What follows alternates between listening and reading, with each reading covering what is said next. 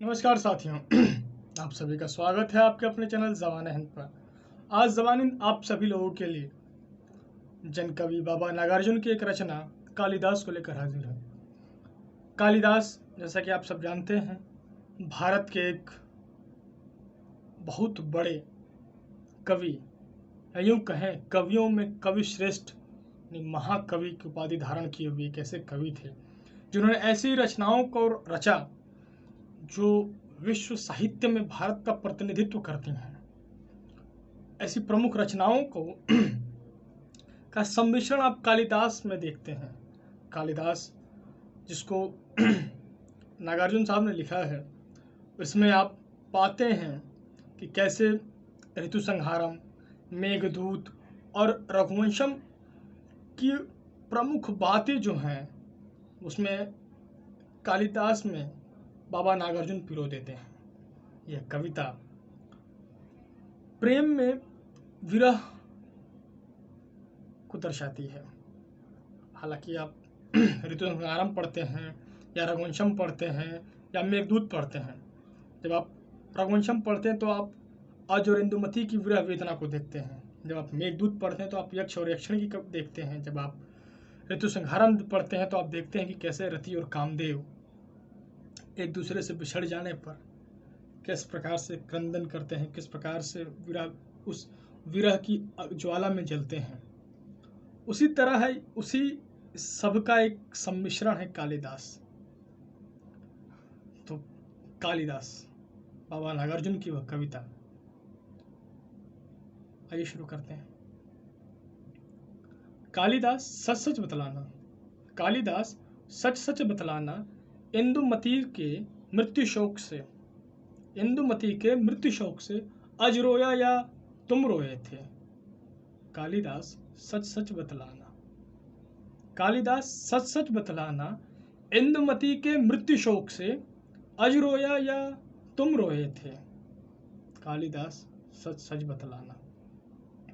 शिवाजी की तीसरी आंख से, शिवाजी की तीसरी आंख से निकली हुई महाज्वाला में, निकली हुई महाज्वाला में घृत मिश्रित सुखी समिधासम, घृत मिश्रित सुखी समिधासम, कामदेव जब भस्म हो गया, कामदेव जब भस्म हो गया, रति का कंदन सुन आंसू से, रति का कंदन सुन आंसू से, तुमने ही तो दृग्ध होए थे, तुमने ही तो दृग्ध होए थे। कालिदास सच सच बतलाना। कालिदास सच सच बतलाना, रति रोई या तुम रोए थे। कालिदास सच सच बतलाना, रति रोई या तुम रोए थे। वर्षा ऋतु की स्निग्ध भूमिका, प्रथम दिवस आषाढ़ मास का।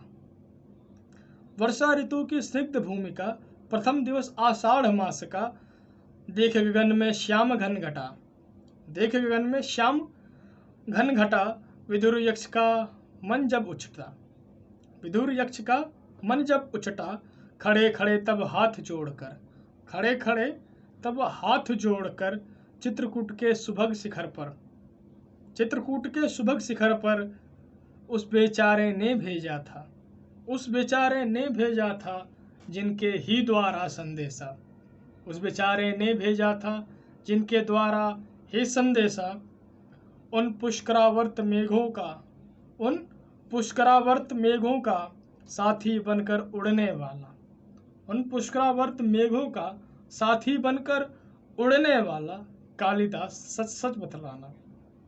कालिदास सच सच बतलाना, पर पीड़ा से पूर पूर होकर, पर पीड़ा से पूर पूर हो, थक थक कर और चूर चूर हो, पर पीड़ा से पूर पूर हो, थक थक कर और चूर चूर हो, अमल धवल गिरी के शिखरों पर, अमल धवल गिरी के शिखरों पर, प्रियवर तुम कब सोए थे, प्रियवर तुम कब सोए थे, रोया यक्ष कि तुम रोए थे,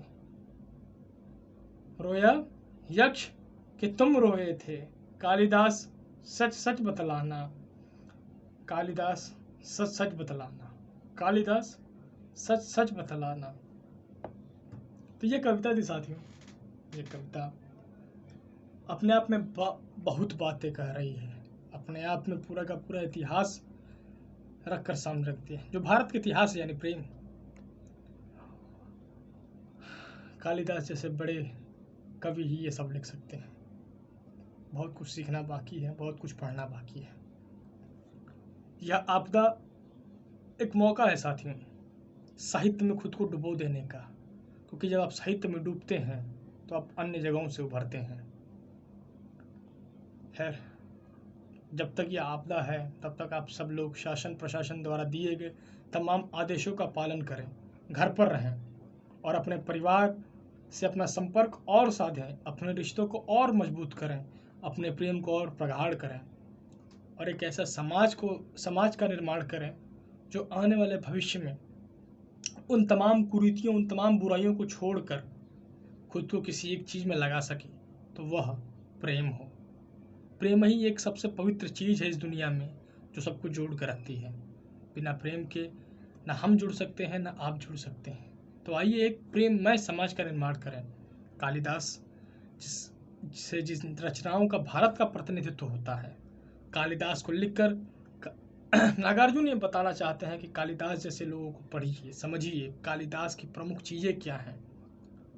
कालिदास भारत की आत्मा है, कि भारत की आत्मा को समझने वाला ही महाकवि हो सकता है।